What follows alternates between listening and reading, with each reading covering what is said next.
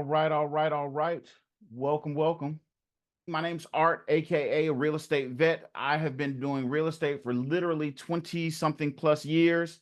Started off as a landlord, did not like that at all. Decided to do something else, and I am so glad that I did. Do we have any landlords in here that are still happy being a landlord? Let me know just so we can see how that's going. Nothing wrong with being a landlord. It's just not my cup of tea.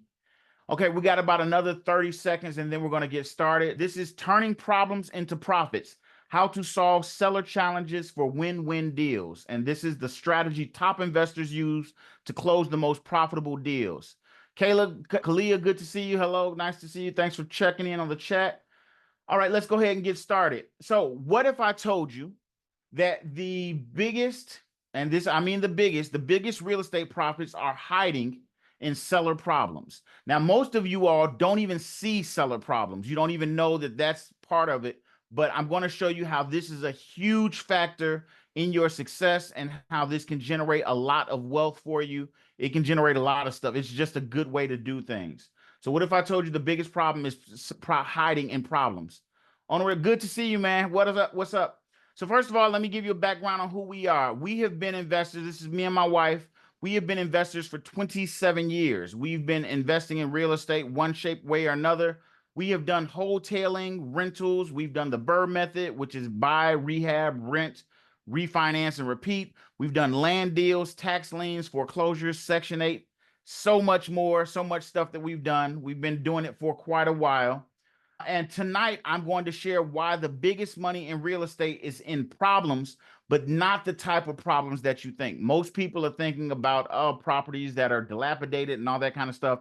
That is actually not where the problems are at. Ronisha, good to see you. Welcome.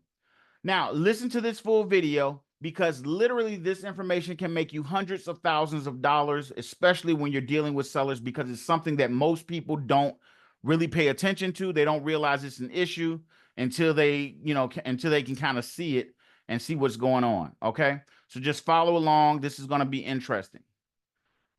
Now, here's what we're going to discuss tonight. We're going to go over a few things. We're going to talk about why solving challenges creates the biggest profits, why that's the case, and what that makes sense.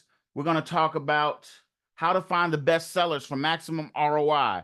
ROI is return on investment. So for the money you're putting in, which in this business you can leverage money, but how to get the biggest bang for your buck with everybody that you deal with. And we're going to talk about that. Next, we're going to talk about how to finance problem deals without cash or credit. So if you're somebody that's like, I want to do this, I want to get started, but I don't have the cash, I don't have the credit to buy property, this is going to make a big benefit to you because it's going to show you some options that you may not have considered before long, but you may not have considered before now. So part one, let's talk about why the biggest profits come from solving seller problems. What makes that such a big deal? Sellers, in my experience, typically have one or more of the following challenges. And these are the only challenges that I've ever seen from a seller about why they're selling as far as having a problem. One, there's distressed property. Now, this is property that most people are familiar with. Is stuff that's cosmetic, major system issues. Have any of you all ever done a cosmetic rehab, like done a property, did the rehab on it, fixed it up, got contractors, did all of that stuff? How was that experience for you? Is that something you liked? Did you make good money? Was it a headache doing it? A lot of times people make money, but it freaks them out because it's a whole headache. That is one of the most common problems that people are used to dealing with, which is distressed property. The next one is financial difficulties. Now, a lot of times, most investors don't see this because unless you're dealing directly with the seller, you don't see personal finance issues. You don't see the stuff where they're, stuff that's not tied to the property, but they got an issue and it's usually money, but they don't say it because they're just selling it through a realtor or even getting on the phone with them. They don't always sell it. They don't always say it. The next is emotional or situational problems. Now, that's stuff unrelated to the house or money, but selling would fix it. A good example of this would be something like, think about a seller that they inherited their mom's house and they, for their emotional reasoning, they can't go back to that house. This happens all the time where there are people that they just, for emotional reasons or from maybe they're out of the state and they don't want to go back to the house, they can't go to the property and deal with the issue. So they just need to sell it because that would fix the issue. And then finally, there's time pressure to sell quickly. These are people that have any kind of issue related to time. Maybe they have a sale coming up. They need to relocate and they don't want to deal with the house when they relocate, all that kind of stuff. Those are the people that have time pressure to sell. Now, these are the most common and the four biggest ways that I see problems that come up on property. And they look in a little bit different forms as you go through it, but they're always usually tied to one of these four things. And I'm going to show you how you can capitalize on that and make some really good money, really just by doing some of the stuff other people refuse to do. Okay. When you solve a seller's problem, you create value. That value translates to profit. So literally, we know how to fix up a property and make some and create value because we fix the property up. We know how to deal with the foreclosure and maybe pay the house off and create value. But you actually can create value by solving something that's not related to the house when you solve a seller's issue. That's actually creating value. And then you can capitalize on that value. So let's get into that. So first thing I'm going to share with you is a case study. This is a success story of one of our students and what she was able to do. This is Lisa. Lisa is a quick turn student. She's been working with us for a bit of time now. She's doing very well. By following our process, she got a seller. So a seller reached out to her and got a property, got 6 properties. This seller had 6 properties that they had to sell, but they had a problem. They had a big tax issue. So I'm going to break it down a little bit further. They had a tax issue. They had judgments from lawsuits, and they had one more thing. I think it was that it needed some work. The property needed some work. So they had taxes, lawsuit judgments, and the property needed work. Lisa knew from talking with us and us working with her that when properties come to you with a problem, that's one of the best ways to turn a profit quickly. Now, the way we work, we preach not fixing up properties. Okay, we preach not fixing them up at all or putting very little work into them. Most of the time, the most I'm doing to a property is cutting the grass, and that's an extreme case because I don't usually do that. We buy and sell a lot of properties without ever seeing the property, without ever going to the property or any of that stuff. But we solve problems. That's one of the ways we profit. So Lisa knew to be a problem solver, and she set up to cut a deal with this buyer. Now, she got these properties at an unbelievable price. 6 properties. What do you think the lowest price Lisa could have got these properties for? What would you think? Would you think $50,000 per property would be a good deal? Now, remember, they did need some work. So they're not just, they're not just perfect. 50,000 would be pretty good, assuming they're worth $100,000, maybe 120,000, 130,000 in their current condition. She got them at an unbelievable price.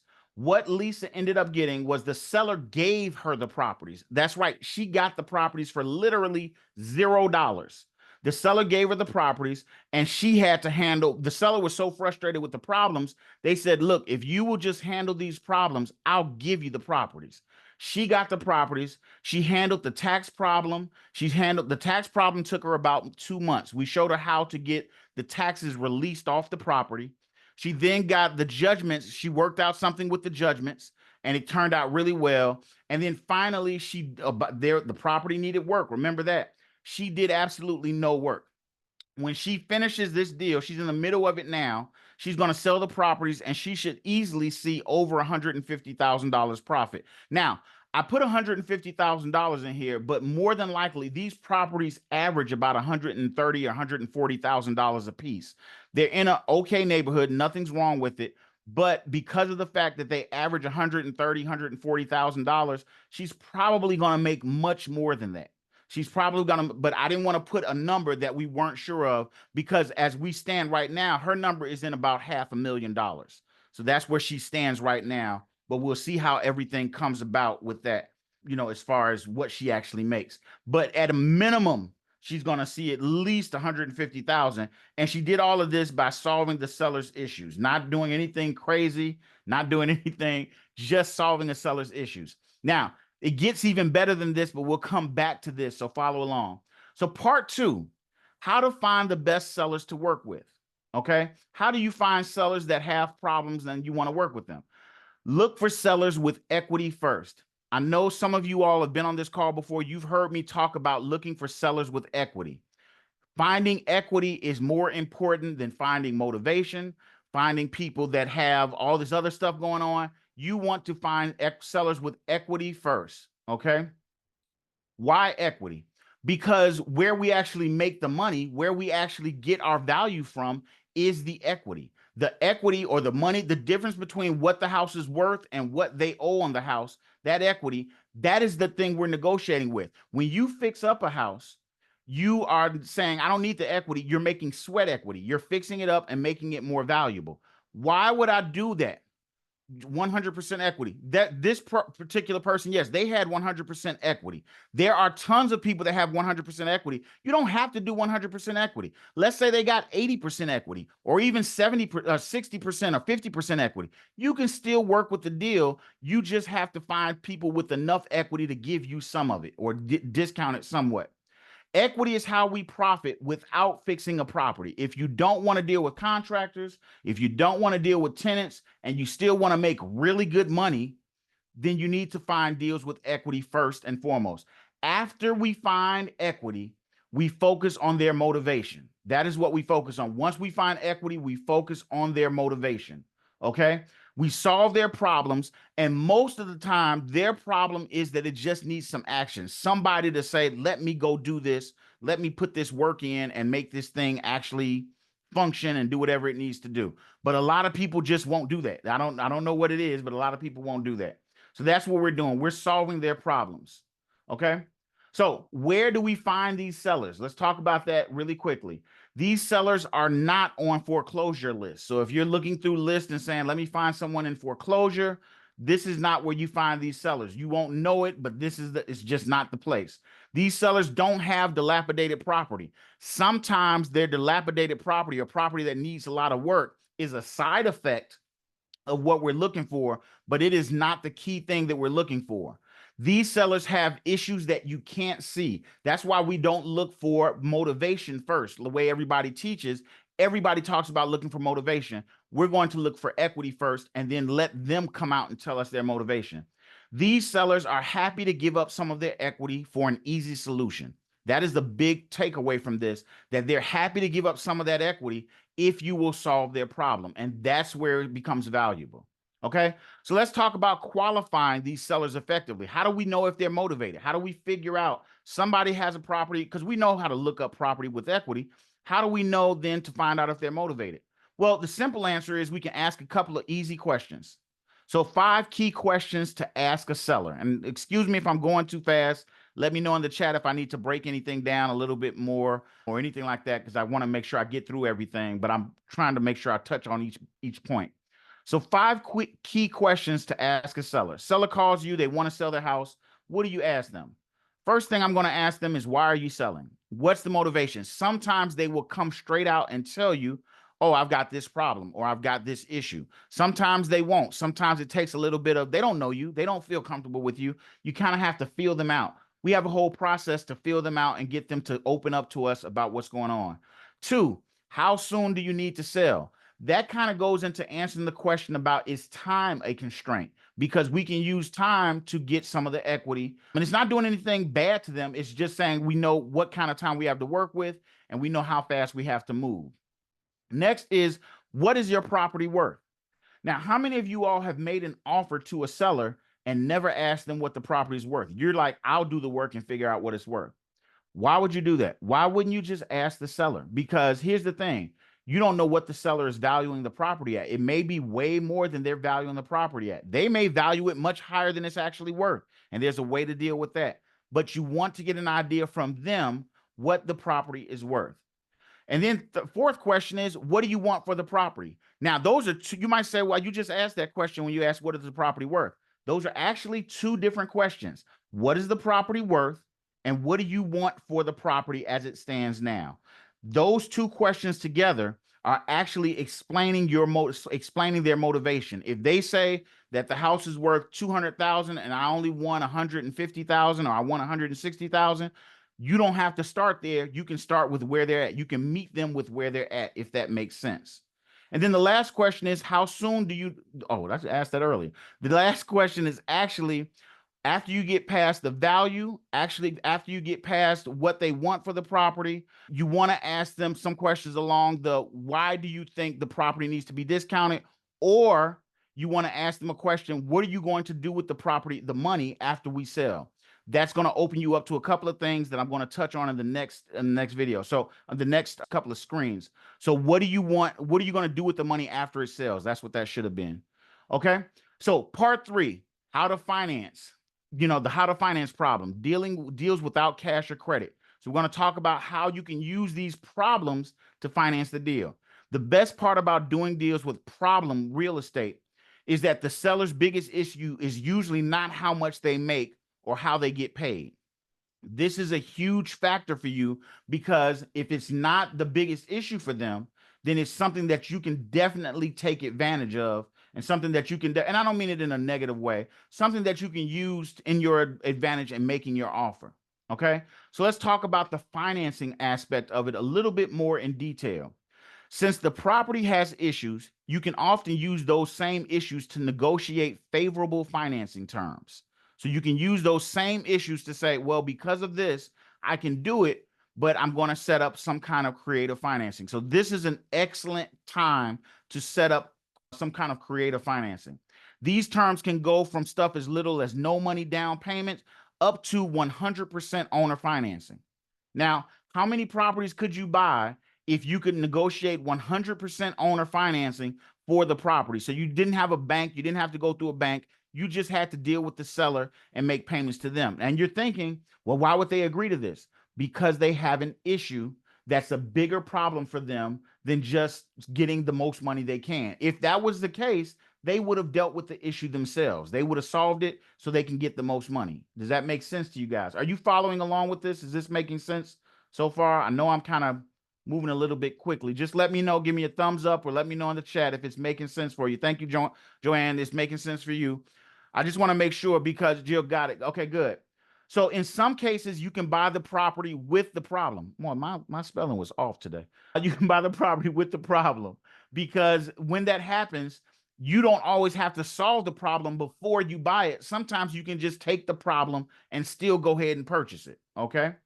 So let's talk about how creative financing looks. How does that look with the problem deal? Now, a lot of times it's going to depend on the problem, but in most cases, this is how I structure a owner financing or creative financing deal. Creative financing is not complicated. It sounds complicated. It sounds like a bunch of mumbo jumbo as far as putting something together. It's very easily structured. The thing that is complicated, and it's not even that complicated, is how you lead the seller to owner financing. You have to lead them to it, because a lot of times they don't know. They don't know how to do it. They don't know how it works. They might be open to it, but they need you to explain it in very common terms. So the problem that most people get into is that they learn so many different ways to be creative. How many of you all have taken an online course? Maybe you paid a couple of $100s for it. Maybe you paid a couple of $1,000s for it. And they start telling you 15 different ways you can set up creative financing. You can do owner financing. You can do subject to. You can do private lenders. They start giving you all these different things on how to do financing. Have you ever experienced that? If not, you need to get into better programs, but at least they have went over a bunch of different ways. Well, to me, there is only the only creative financing that we do is owner financing. So we only do one kind of creative financing, and I'm going to explain why we only do this and the benefit of doing this, only doing this financing when we do financing. Most of the time we can pay cash with using bank financing, but some deals make more sense to do owner financing, and we set them up this way.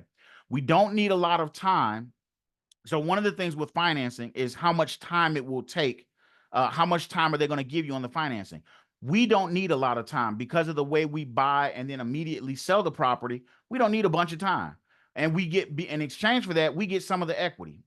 And that's a big benefit for us. They discount the price. We get some of the equity. We don't need their money for a lot of time, but we can get the deal done. With us, typically 6 months with no payments and no interest is what we ask for, and we usually get it. We usually get it. Now, just to have some leverage, we will say we want a year, And then if they push back on the year, we'll say 6 months. I really don't need even 6 months. I don't need that much time. So if I get the year, it really doesn't make me a difference. So I don't care. I only need about 6 months. Now they're in that 6 months, they're not getting any payment. They're not getting any interest on the money. Now you might say, well, why would they do it? Because I'm solving their problem. And people have problems that are bigger than them making some interest and some money. And it's the way you frame it. Okay. So I'm going to give you a real world example of how this looks in real world. This is a deal that we did recently, a couple of months ago, and we did it probably about 8 months ago, but we closed on it a few months ago. Okay, so let's look at it. Seller calls us with the rental property. They had a rental property that they had a tenant in. They had owned it for about 15 years, and they had this tenant that had been a good tenant up to maybe a year ago.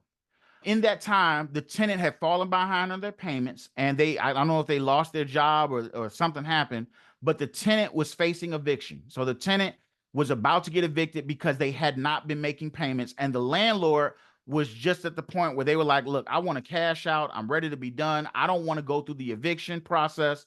And this was in a state where it's not a landlord friendly state, it's a tenant friendly state. So when states like that, this happens a lot in those states where you can get deals because the landlord doesn't want the eviction might take 6 months, 8 months, even a year. And the landlord does not want to go through that. So they will just say, look, if somebody will buy it with this bad tenant, then I'll just sell it. Now you might think, who would want to buy it with the bad tenant?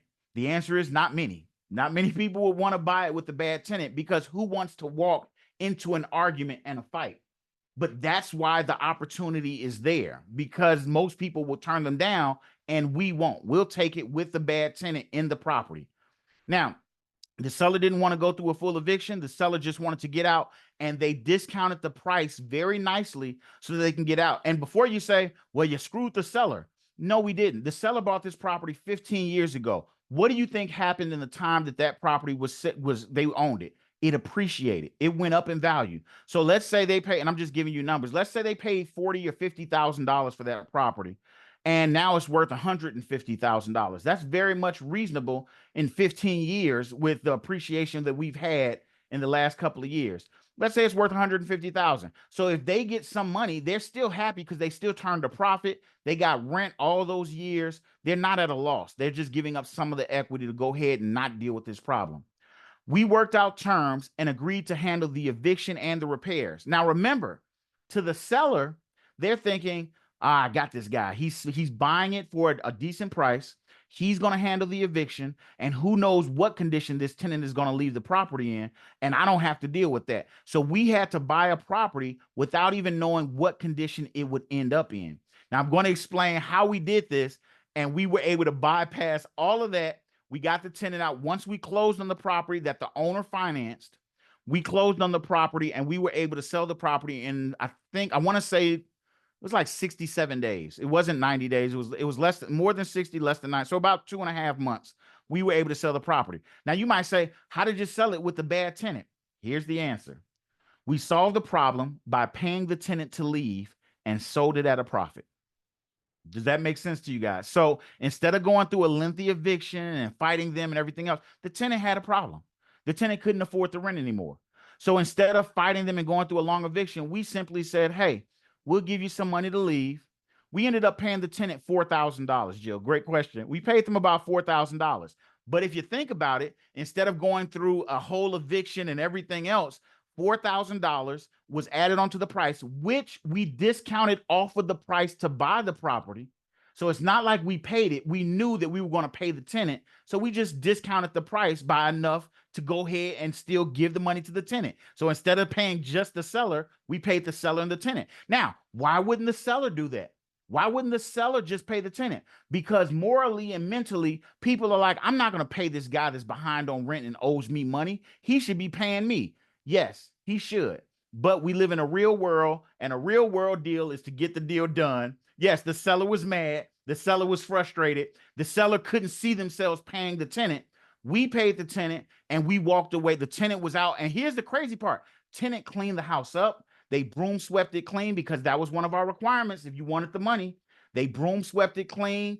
Property was completely vacant. They cleaned the yard, cut the grass, We didn't have to do anything. We just had to give them a certified check. When the day they turned over the keys, we gave them a check, took the property, put it on the market. Property was sold. In fact, we sold it. Yes, ego is expensive. We sold the property with the tenant. We started showing the property to sell it with the tenant. It's still in the house. The tenant was still in the house. Now you would say, but the tenant's not going to let the person in there. They are when they know that we cut a deal with them and they're going to get $4,000 and they don't have to do anything other than clean up and move out. Does that make sense? This is solving a problem. This is a real world problem that somebody can face. We got the property for no money out of pocket. We didn't have to clean it up. All we had to do was literally think and solve the problem for the landlord. And then we got the deal. And the landlord still walked away with cash. We just walked away with some of the cash for solving the issue. Okay. So this is a win-win formula for people. It does not, listen, in this business, a lot of times people think that it has to be like a they lose, I win kind of scenario. And it does not have to be that way. You don't have to get all the coins, but neither do they. They give you some of the coins for your expertise, for your work, and they make a profit, and so do you. The happy seller plus a profitable deal equals long-term success. In my experience, it is better to put together a deal that's reasonably profitable for you, reasonably profitable for the seller, and everybody walks away happy than it is to try to get over on the seller. When you've got multiple deals going, when you build up a system that constantly has deals coming in, you don't have to go through cheating or pushing a seller to only make a couple of, literally you're fighting over $5 or $6 or $10,000 or $20,000. It's not when you're going to make 40 or 50 or 100 or $150,000. It's not worth it. You can let them win. You can win as well, and it will bring you long-term success. It's how we run our business. Okay. You don't have to cheat anyone to be successful. So if you feel that this business morally for you, it's like, I don't want to cheat people, that's just not the case. You're not cheating anyone. You're not hurting anyone. This is just how you can do business in a successful way by solving problems. It's no different than if you call, I don't know if you all remember this show. It was a show called with Olivia Pope on ABC. It was, I don't remember the name of the show, but she was a problem solver. She was a problem solver. People would come in, they would have a problem. It was like really high level people with presidents and stuff like that. They would have a problem and she would come in, solve the problem, and everybody walked away happy, or at least not as damaged as they could have been. That's the same thing we're doing. We're just doing it with real estate. And as you can see in that show, it paid very well. And we're getting paid very well to do it. Okay. Sellers will thank you for solving their problems. I have literally had sellers at closings get off the table, get from the table and give us a hug and thank us for solving their problem because they're just happy. Scandal. Thank you, Jerry. I couldn't think of the name of the show. Thank you. So the show is Scandal. Sellers will thank you for solving their problem. So you can be like Olivia Pope. I can remember Olivia Pope, but not the name of the show. You can be like Olivia Pope, and you can solve people's issues, and you can make great money doing it, and you don't have to have all the money and credit in the world. Imagine, I want you to imagine this for a second. Imagine consistently finding and closing deals where both you and the seller win. There was no one-sided win. How many of these no money deals could you do? How many of these could you do in a month or in 2 months or 6 months?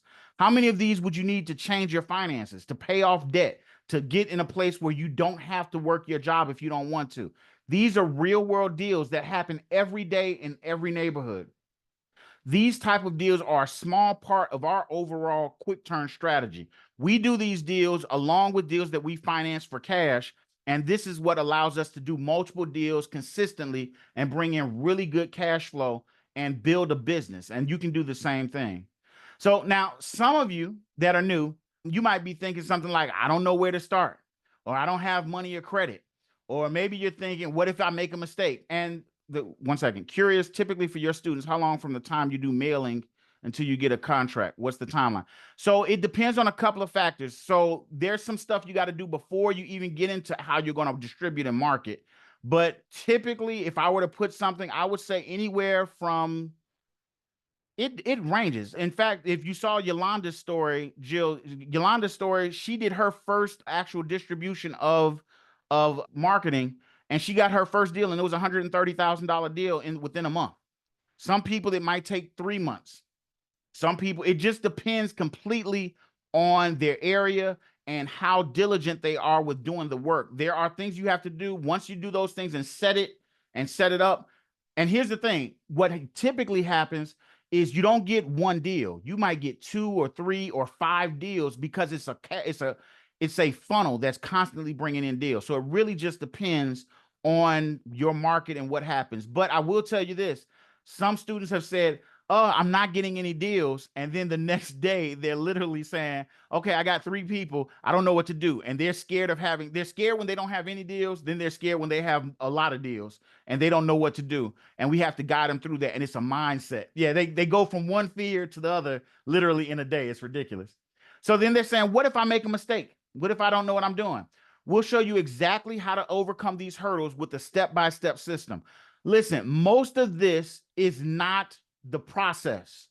I know that's going to sound weird. Most of the issue with being successful in this is not the process. Most of the issue is the mindset people have, because people are in the mindset of doing one deal and then they don't want to do any more. Or they're in the mindset of doing, while they're working on a deal, they don't want to talk to other sellers and try to put together deals. You have to look at this as a business model, and your business is transacting in real estate, not just you're buying a piece of real estate. That's not the business. It does not take much to buy a piece of real estate. To build a business that's sustainable and makes you really nice money, that takes a different mindset. Okay.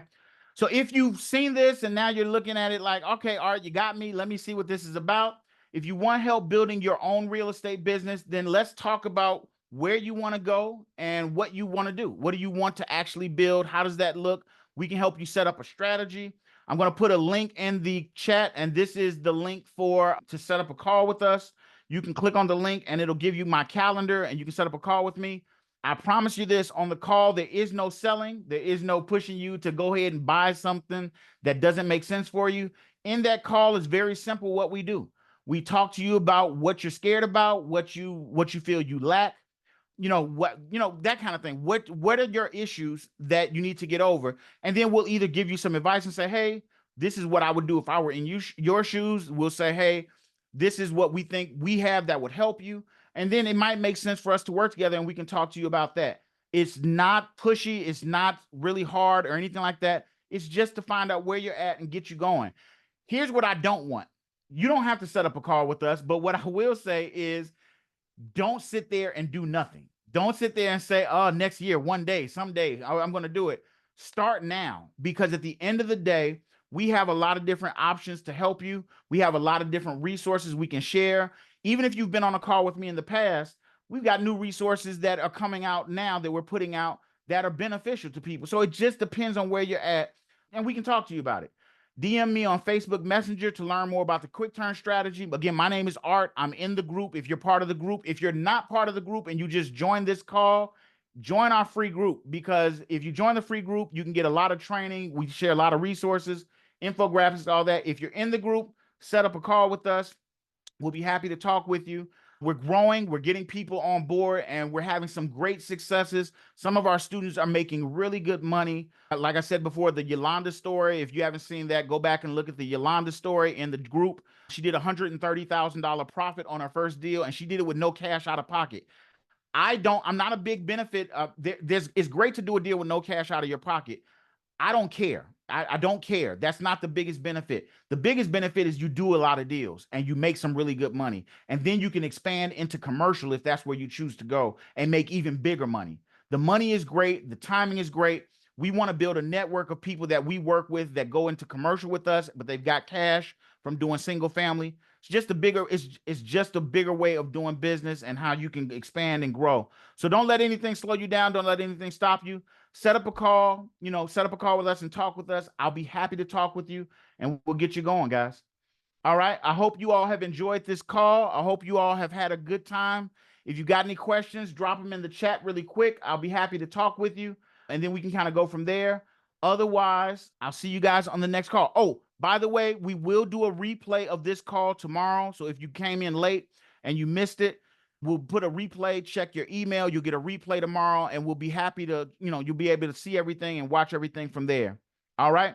I hope you guys had a great time. I hope you learned something. Let me know if this kind of stuff is valuable to you. Is this something that you thought that, hey, this helps me, this is beneficial?